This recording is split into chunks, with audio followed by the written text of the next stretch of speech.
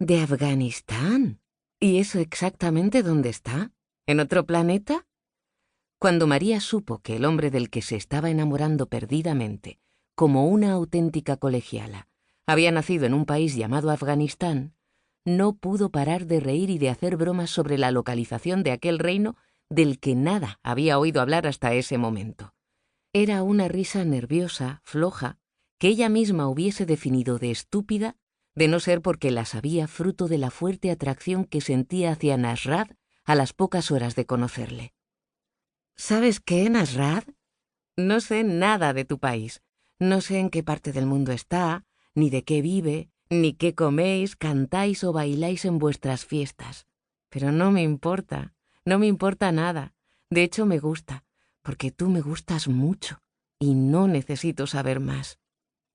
María no mentía. Era una mujer joven, de 18 años, deseosa de conocer el mundo y de abrirse a él, inquieta por vivir la vida, ansiosa por conocer gente, pero completamente alejada de la realidad que albergaba ese mundo que tanto codiciaba conocer. No dedicaba un minuto a ver los noticiarios de televisión ni a leer los periódicos, ni tampoco escuchaba las noticias de la radio, donde podía haber encontrado cómo el nombre de Afganistán aparecía siempre seguido de una estela de muerte, de guerra y de horror. Había llegado a Londres hacía apenas un año desde su Mallorca natal, huyendo de la presión familiar, de las continuas desavenencias con un padre al que adoraba, pero al que no comprendía cuando se afanaba en convencerla de que siguiera con sus estudios y se olvidara de salir con los amigos.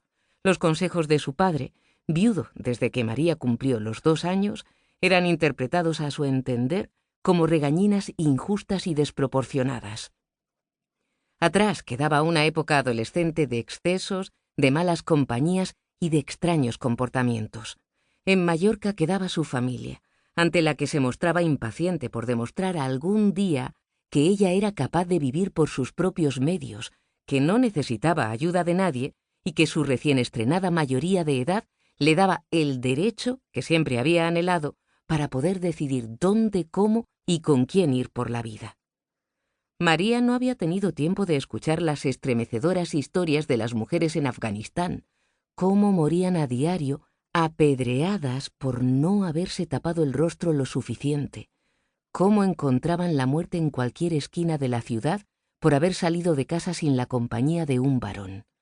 Desconocía cómo mujeres de 16 años recibían palizas mortales por parte de hombres que ni siquiera conocían porque se atrevían a sentarse en la parte posterior de un autobús público, reservado solo y únicamente para los hombres. No era consciente de cómo mujeres como ella podían encontrar la muerte en la calle al cometer la osadía de llevar un libro entre las manos o por hacer un comentario en mitad de una conversación mantenida entre hombres. Tampoco conocía cómo las niñas de 6 y 7 años eran dadas en matrimonio por sus propias familias a hombres de 40 y 50 años mayores que ellas a cambio de una irrisoria cantidad económica. Nada sabía de lapidaciones, violaciones, ejecuciones públicas, aniquilaciones, torturas, mutilaciones sexuales, castigos físicos, vejaciones.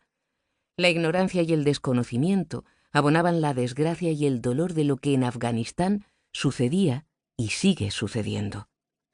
Nada conocía María sobre Afganistán, y quizá por eso seguía sonriendo, sin desviar su mirada de los ojos negros de Nasrad, mientras cogía con las manos la taza del primer café que había compartido con aquel hombre del que no quería separarse, a pesar de que hacía un par de días que se habían conocido.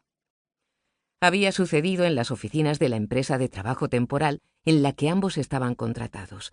Ella trabajaba en esos momentos en una fábrica empaquetando relojes para su posterior venta en los aviones, aunque antes había estado empleada en una fábrica de carne de cerdo y en otra de compra y venta de bombones. Atrás habían quedado sus primeros meses de estancia en Londres, durante los que se puso a trabajar en casas particulares, limpiando y cuidando niños a la vez que aprendía inglés, una formación que intensificaba por las tardes acudiendo a una escuela de idiomas. Había ido aquella mañana a las oficinas de su empresa porque algo en su contrato no coincidía con las condiciones establecidas.